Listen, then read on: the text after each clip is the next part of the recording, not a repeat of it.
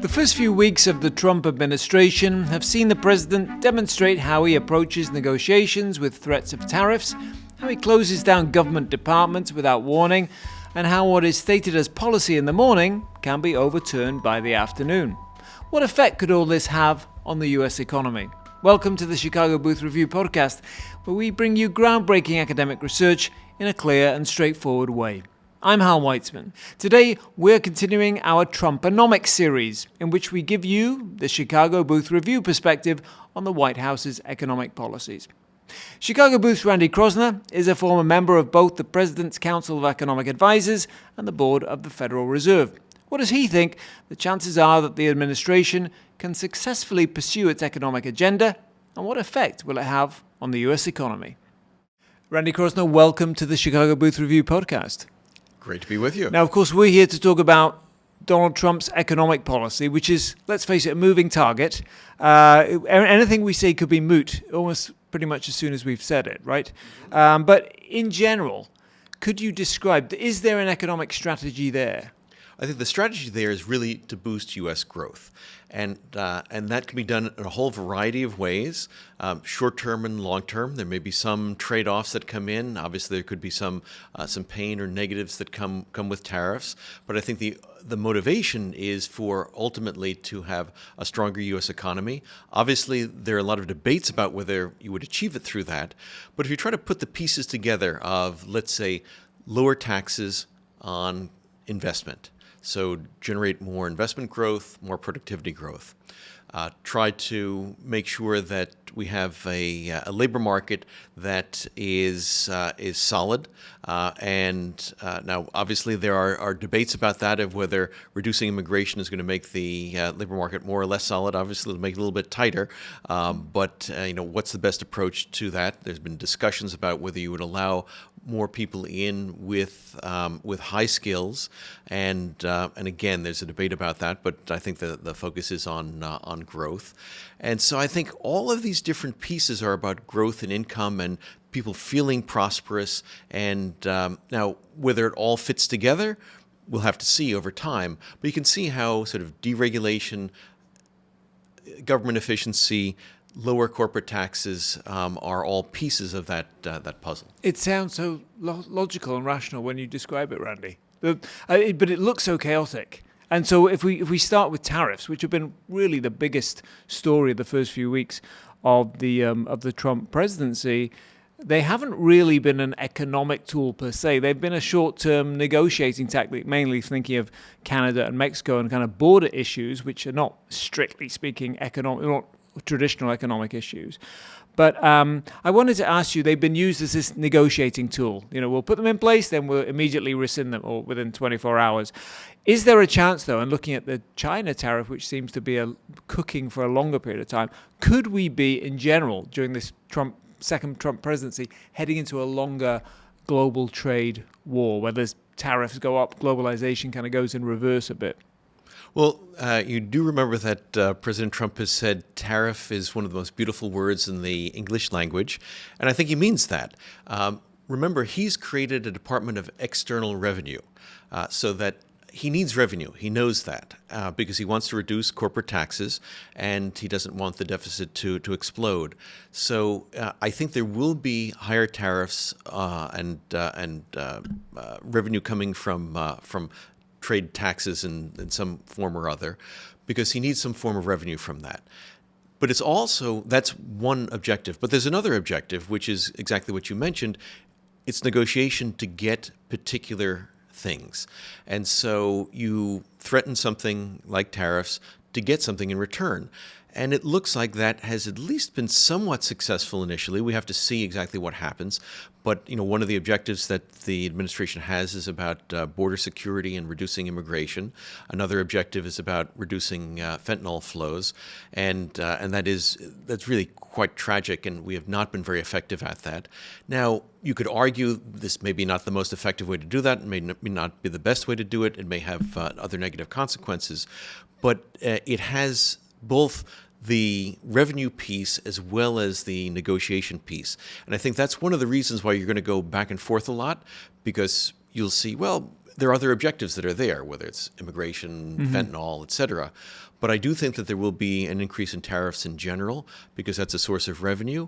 And I think people forget that you have to remember, before we had the income tax that came up in World War I, that was the main source of revenue that the federal government had. And obviously the president has talked about McKinley and McKinley tariffs. So he has that in mind. So even if there is an important negotiation piece of it, there's also an important revenue piece. So there is a revenue piece, although I guess we could discuss where that's kind of a consumption tax, right? So we could argue about, or we could discuss where that money is going to come from. It may be called the Department of External Revenue, but it may actually come from consumers, right, who are going to end up effectively paying that tax. But I'm just wondering if, in response, so one of the reasons that the tariff on Canada got reversed was because Canada immediately said, we'll ramp up tariffs. Presumably China will do the same. If that were to be replicated around the world, the EU and other large economies, what effect would that have on the US economy? What effect would it have on the global economy? And some of our partners, for example, European Union, their economy is quite weak right now. China. Well, yes, and again, this comes back to why is it such a beautiful word for the president? Because the U.S. economy is just much less open than other countries. Not that there are more trade barriers, but trade is a much smaller part of GDP. Imports are about 15% of GDP. Exports are about 10% of GDP. So a total of about 25%, about a quarter of U.S. GDP. But if you look at a country like Germany, that's going to be something like 80 or 90%. If you look at Singapore, it's going to be more than 100%. It's really much bigger for other countries. Mexico, for example, Canada. So it is something that may cause pain domestically, but he's chosen a negotiating tool that's going to cause more pain to someone else. And so that's if you're going to be negotiating, and this really goes back to the art of the deal. I mean, people say, "Oh, we don't know what what Trump is doing."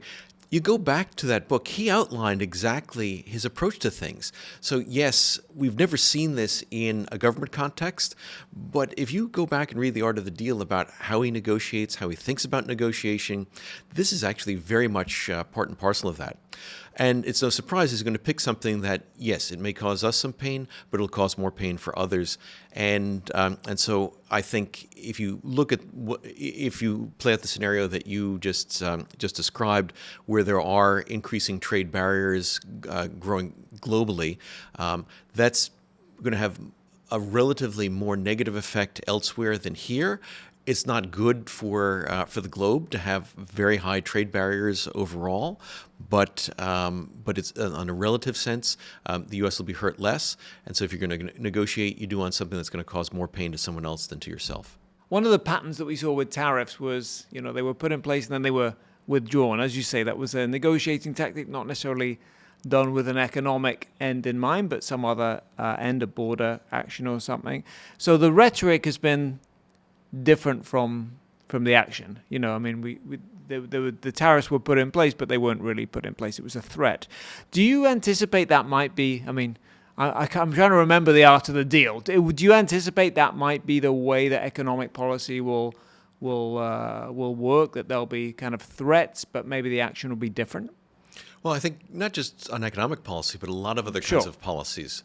So I think he would like to give consistency for investment incentives that are very much part of what happened with the Trump tax reforms back when in his first presidency.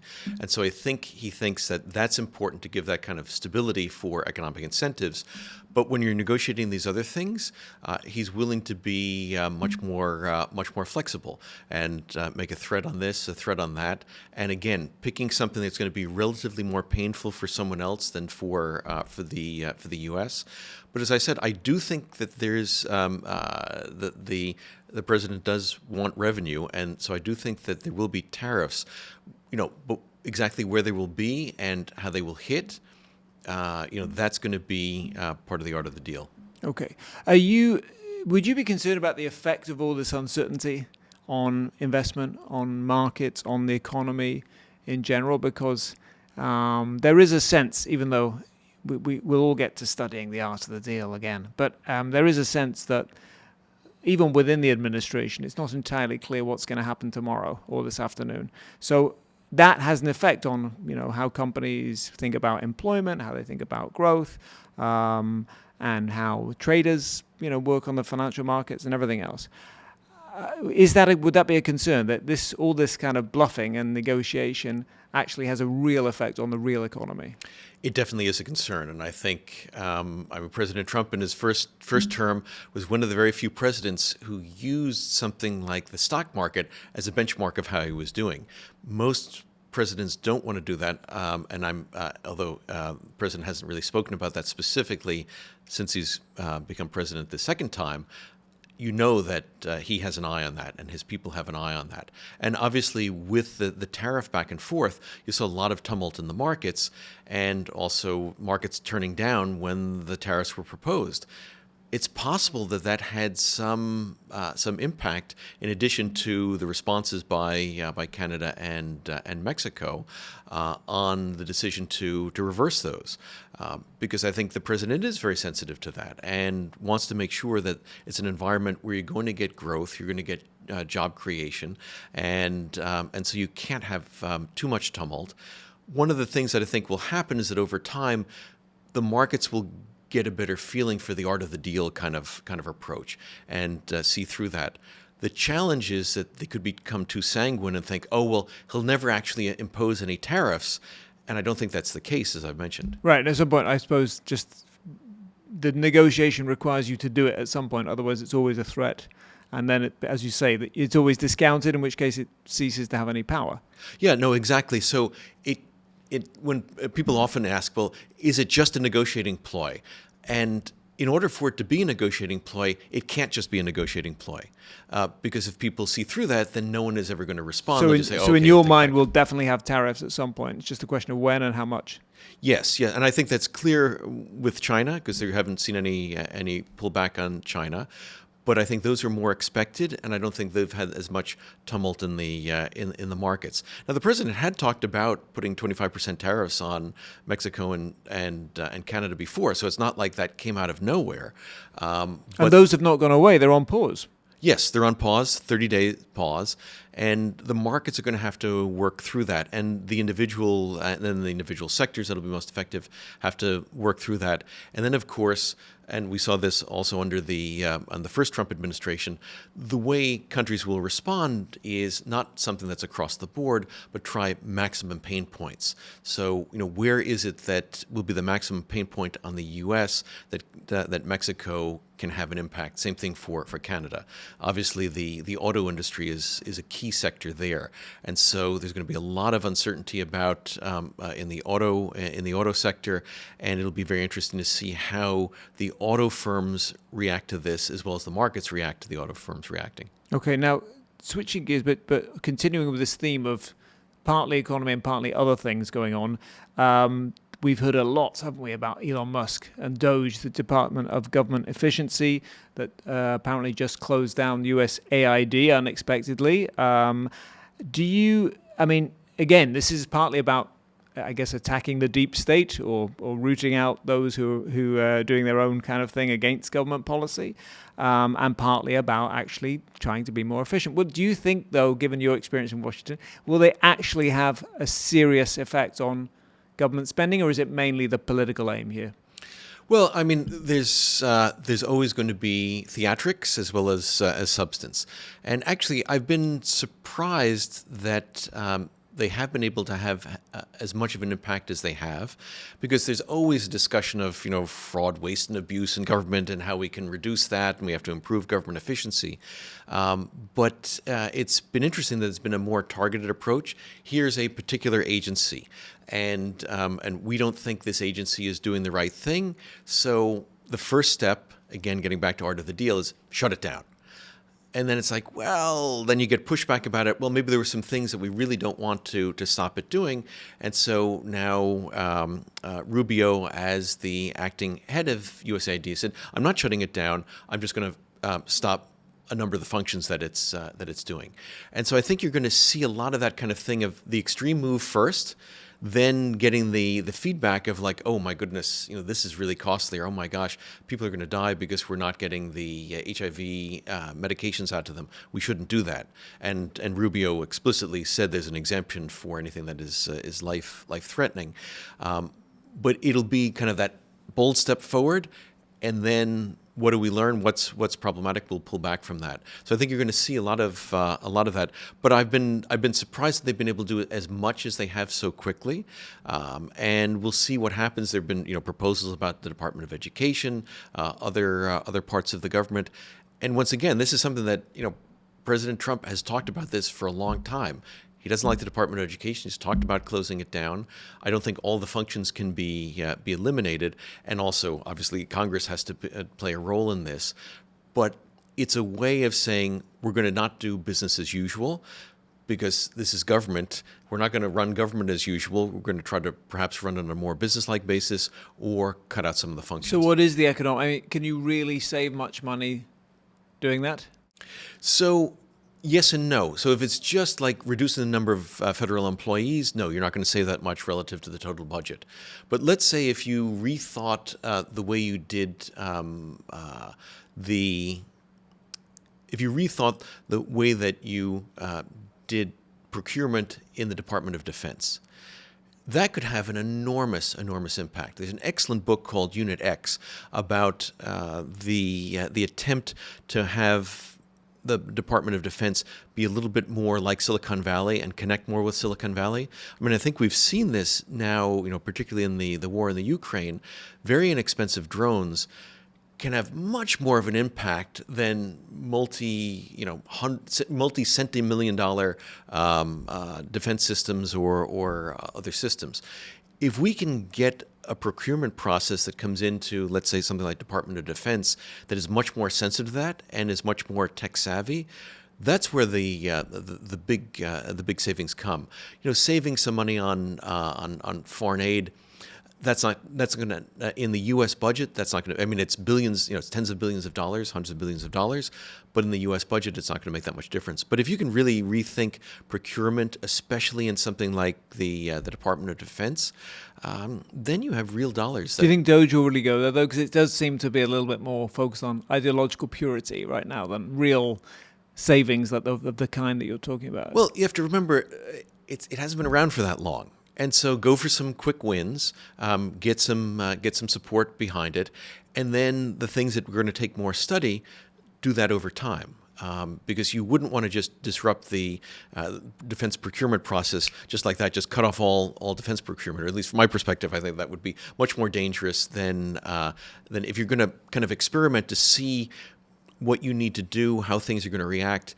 Do it in one of these areas where it's less likely to have that impact. Although, as I said, there were life-threatening things that were related to what USAID and foreign aid were doing that I think they've pulled back on, that I don't think they fully understood the consequence of. So, Randy, in the first half, we talked about the art of the deal. We talked about tariffs and government efficiency. Let's move on to talk about the dollar, something perhaps that's harder for the U.S. government to control. I think I'm right in saying that the first time that Donald Trump became president, the dollar was much weaker. Also, inflation was much lower. So there was a very different environment. Now, dollar's strong and has strengthened considerably since he got elected. He himself has said he wants a weaker dollar. He said it's a tremendous burden on U.S. companies. What practically can he and his government do to weaken the U.S. dollar? Well, one of the challenges is, getting back to what we're talking about with tariffs, is generally when you impose a lot of tariffs, that tends to strengthen the dollar rather than weaken the dollar. And so we've seen that's a one lot thing of people volatility. have talked about, these contradictory aims. Yeah, there's a tension there. One of the things that the president obviously has talked about is lower interest rates.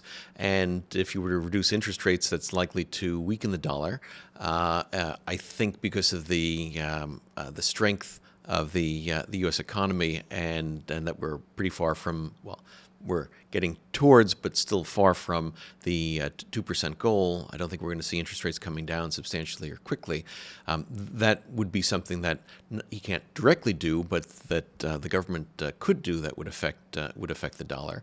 But when you have a strong economy and when you have threats of tariffs and interest rates relatively high compared with other countries, it's hard for the dollar to move down much. Right, and even without tariffs, I mean, if you want to improve exports, and that was one of the main thrusts, right? Develop manufacturing or improve manufacturing, make it more competitive. Then it's hard to do if you have a strong dollar, right? A strong dollar obviously makes it very hard for exporters to be competitive. And so I think that's also one of the reasons why the offset is thinking about deregulation and lower taxes. And so trying to reduce the tax burden on companies, and also trying to reduce the regulatory burden. So that's kind of, that's part of the offset that's there. Also, it's been interesting to hear this talk about a sovereign wealth fund. So to try to provide more funding. There's also obviously been a lot of discussion about lower burdens on the financial sector to make it easier and less costly for financing to occur. So again, there are these trade-offs. Sure, a number of the parts of the program will lead to a stronger dollar, but to strengthen the ability to export, if you can have higher productivity growth, you can have lower cost of investment, if you can have lower regulatory costs, that can help to offset some of the higher. But do you think it will work? Because as you say, there are a lot of different contradictory aims, which means there is either going to be a wash or there's going to be winners and losers in some of the things you want to do. Plus, as I say, we're starting at a time when the dollar is strong, Europe and China are relatively weak, so this is not a great time to be to have that aim when, as you say, it's contradictory to other things you want to do. And so that's why I think you have to look at all the pieces together. And so it's not. I don't think that the president cares about the strength of the dollar in and of itself. Sure. I think he cares about it as an impact on U.S. jobs, U.S. manufacturing, et cetera. So he can work on these other areas that could help to reduce some of the negatives of the stronger dollar. But I think just given the weakness in the rest of the world, I just don't see there being a very strong push down in the value of the dollar anytime soon. You mentioned taxes. Yes. Turn taxes, which is going to be a huge issue this year. Right now, we're not focused on it, but the tax cuts that were brought in under the first Trump administration, 2017, those are due to expire this year, right? They included sort of all sorts of provisions for expensing items, tax breaks for expenses. They included lower corporate tax rate, of course. Do you expect, now that Republicans are in charge of Congress, those tax cuts will be extended? Will they go even deeper? There's some talk about corporate rate being brought down more. And then what effect would that have on U.S. massive deficit? Estimate that would increase the deficit by $4.5 trillion over the next decade. So a lot of aspects to that. Yeah. So let me try to break it into a few pieces. So I do think that it's no surprise that President Trump would want to maintain the Sure. tax reform that he put in from before, and he has talked about going even further because other countries have continued to cut corporate tax burdens. New Zealand is. I just saw a report about they've always had low corporate taxes, and now they've said they're kind of out of whack because they haven't reduced theirs when much of the rest of the world has reduced theirs. So you have to think about that on kind of an international competitive basis, and so you can see why there may be a push to reduce taxes further. And so if you look back at the analysis that has been done by some of my colleagues at Booth, they found that the expensing provision was very effective in stimulating investment because we've seen much more investment in the U.S. over the last few years than in much of the rest of the world. Now, there was also a discussion that they would pay for themselves. I don't think that analysis did not suggest that they would pay for themselves. But if you're really trying to boost investment and then get productivity growth, those types of provisions seem to be very effective. Obviously, this is and just on that. So I mean, maybe that's a way of measuring it. It's just whether it had increased investment. Forget about whether it paid for itself. That's something else. Yeah. So maybe you don't care about government revenue. You care more about private investment. Well, I think you want to care about both because you want to think about the cost of getting that, and there may be alternative ways, lower cost ways to get that same outcome. But that is one way to do it. Gets back to our discussion from before. president wants to get revenue from different places, not just from the not in the corporate realm. So maybe on from external revenue, as he calls it, and as an offset. But also, I think that number that you quoted doesn't have the so-called dynamic scoring part of it. So the president and his advisors' view is that if you have a really robust investment environment, you get productivity growth, you'll get more economic growth, and that'll have an offset. Now, I haven't heard a discussion that it'll pay for itself. I'm not sure that it will pay for itself, but it may not have. If you get substantially higher growth, you'll get more tax revenues. And although it's unlikely to pay for itself, I think that $4 trillion number may be a so-called static estimate that doesn't take into account the potential positive growth impacts. But it will have some effect on deficit, presumably. For sure. And so that's why I said the president thinks a lot about different sources of revenue. He doesn't want to burden the corporate sector as much, but he knows he's got to get the revenue for somewhere, and that's one of the reasons why I think we will have tariffs. Okay, but I mean, do you expect tariff revenue to? Well, I guess we don't know. I don't think they're going to be sufficient to do the full offset. But we'll also have to see. We haven't gotten a concrete proposal yet for exactly what the proposed change to the tax code will be. That'll come in the next month. I mean, some Republicans do really care about the deficit, or at least say they do, and so. I suppose is there any chance that the reckoning will come for that U.S. deficit anytime soon? Well, certainly, I think Scott Bessent, as Treasury Secretary, as well as the president and his advisors, will be very, very concerned if interest rates start spiking up because of concerns about the deficit. I think one of the reasons why he chose someone with a markets background as the Secretary of Treasury is someone who would be aware of these kinds of issues. Remember, Scott Bessent was involved in breaking the Bank of England and thinking about where weaknesses in government policy or inconsistencies in government policy might be attacked by the private sector. So I think again that's something that the president felt was a good background because he wants to make sure that he's got someone there who's thinking about these issues. Will the private sector be concerned about this combination of things? Will it lead to higher interest rates? And so will he be able to fashion a package that he wants without getting the bond vigilantes to come back in? I don't know about that. But he, I think, has consciously chosen a Treasury Secretary who understands that and will think about that. And they're going to see, as we can see already with the tariffs, there'll be proposals, there'll be pullbacks, there'll be learning that goes on, both from market reactions and sort of, what can be gotten as part of the art of the deal.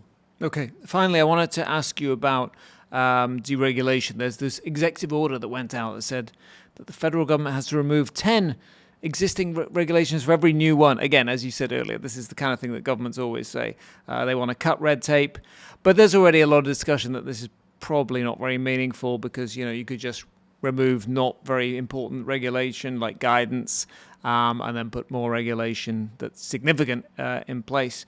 And in fact, I think there was maybe it was a 5-for-1 or something in the first Trump administration that basically didn't do very much. Do you think there's really going to be any progress in cutting red tape? And, where would that actually make a difference to the economy? I think DOGE and the president are very serious about that. I think you're right. It's sort of a 5-for-1 or 10-for-1. That's a very nice rhetorical flourish. But substantively, what is a regulation? Is it a line of in the federal code book? Is it a formal piece of legislation?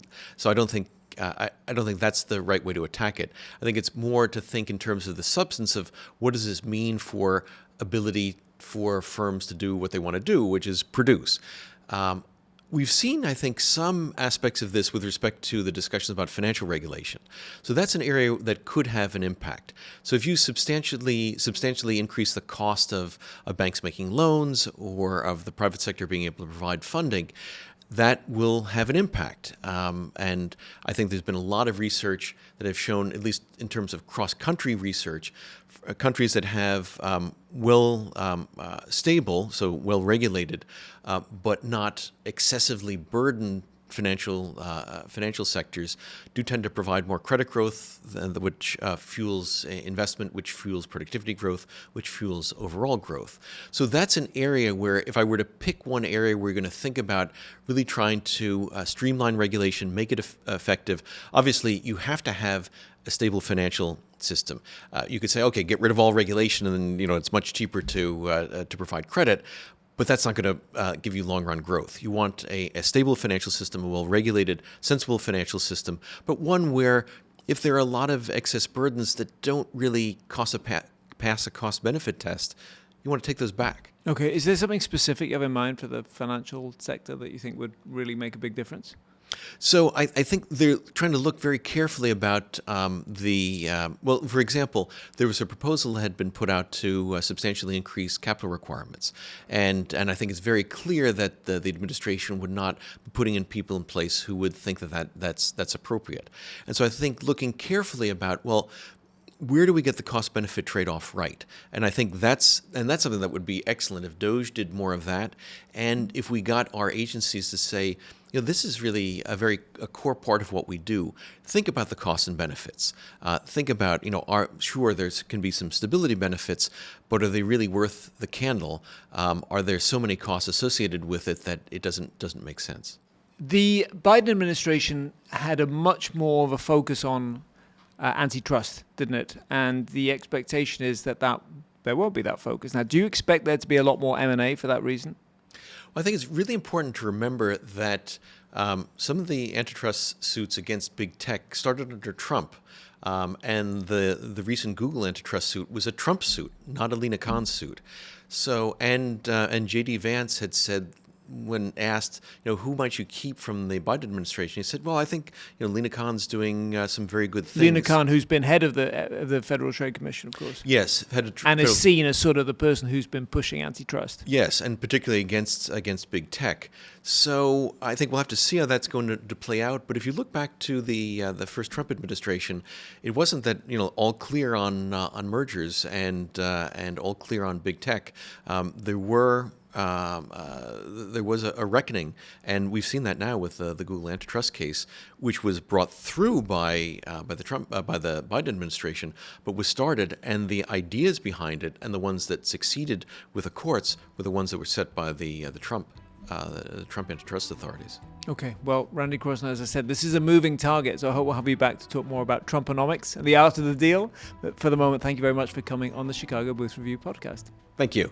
Do you have questions about the Trump administration and the U.S. economy? If so, you'll want to join the University of Chicago online at 6 p.m. Central Time on February 17th to hear Randy Kroszner address these issues in more depth at a virtual Harper lecture entitled The Trump Administration and the American Economy. That's it for another episode of the Chicago Booth Review podcast. If you enjoyed it, please subscribe and please do leave us a 5-star review. I'm Hal Weitzman. This episode was produced by Josh Stunkel. Join us again next time for another episode of the Chicago Booth Review podcast.